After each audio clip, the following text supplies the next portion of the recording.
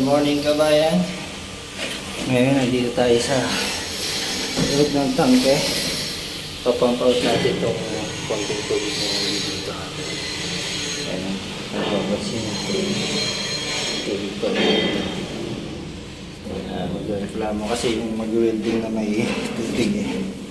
Kaya try natin ipump yung mga ito yung may tagas dito sa one center edge. Ditang port side. Ayan, hawakan nyo may bomba. Papaport natin. Ito yung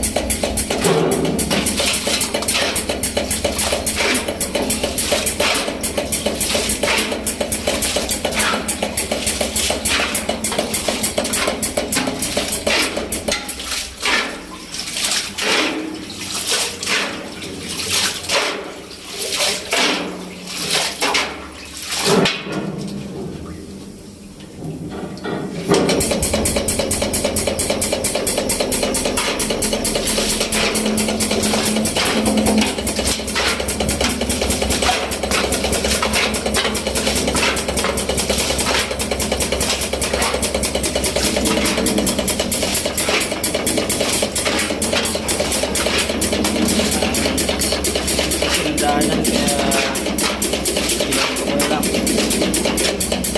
para muna